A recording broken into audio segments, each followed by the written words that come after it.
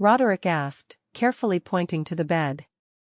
There was a sofa in the room, large enough to accommodate several people, but the bed was closer to the entrance to the secret passage.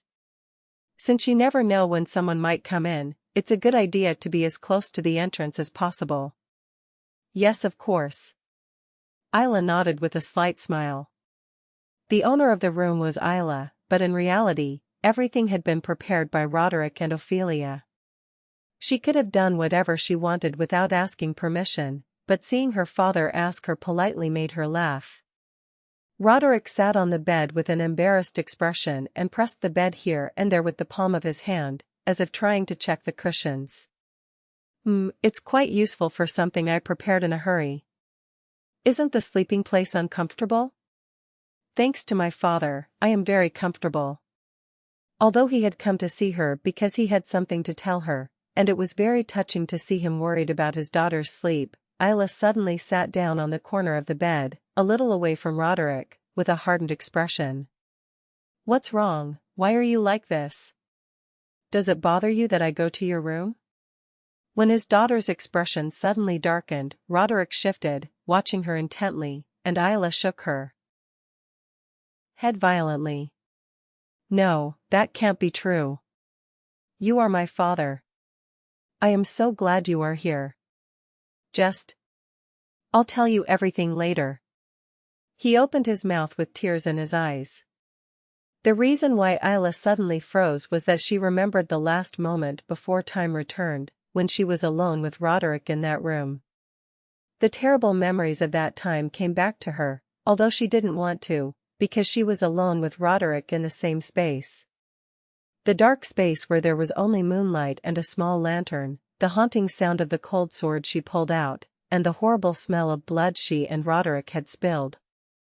The sight, the hearing, the smell, even the pain he felt when he died. All those senses seemed to return with intensity. No, everything has already happened. I'm fine. It was daylight, and neither her father nor she had shed a drop of blood. Isla took a deep breath, trying to calm herself. Yes.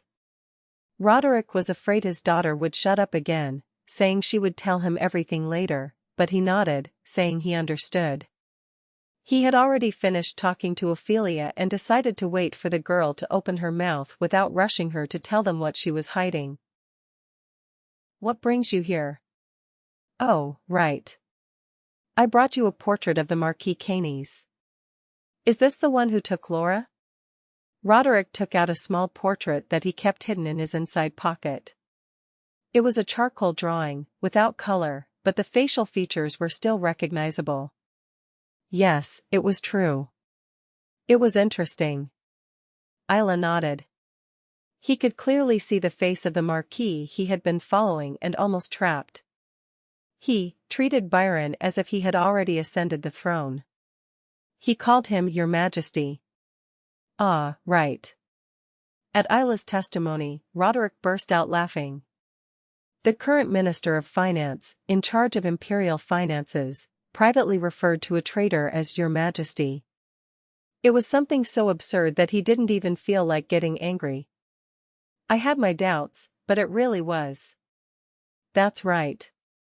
That guy really is, Roderick sighed, burying his face in the palms of his hands. Thank you. Thanks to you, I got a lot of information. No, father. When Roderick finally expressed his gratitude, Isla smiled slightly and replied, Do you have anything else to say? Yes, Lisa Herzig is expected to arrive tomorrow. And your maternal uncle is also visiting his family. You should be able to see your mother's family in about a week. My uncle?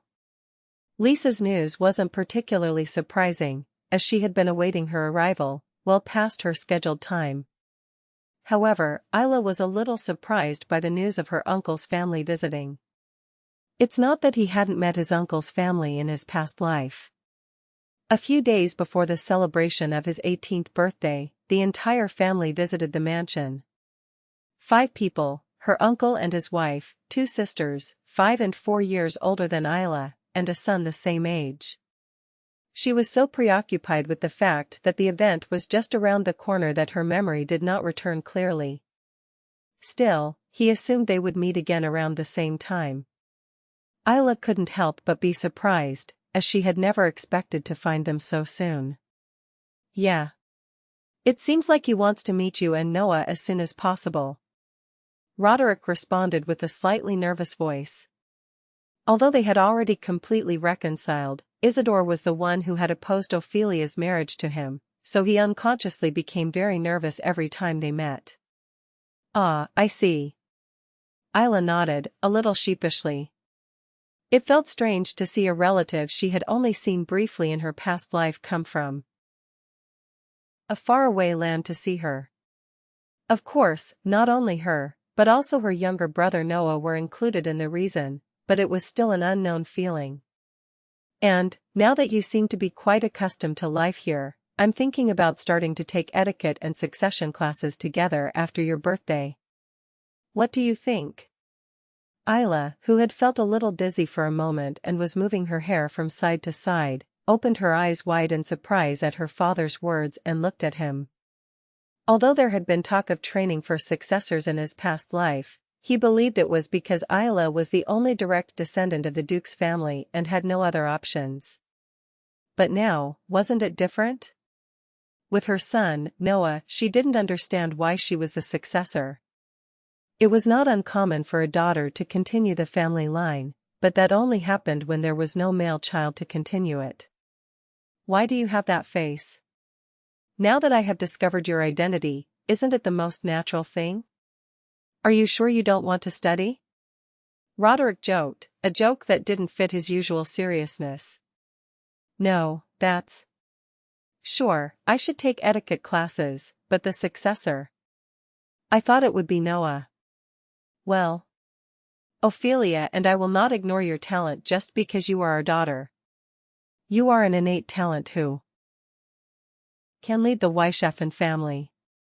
Roderick opened his mouth with a serious expression. At the word talent, Isla timidly twirled her hair and avoided her father's gaze. That's not true. No.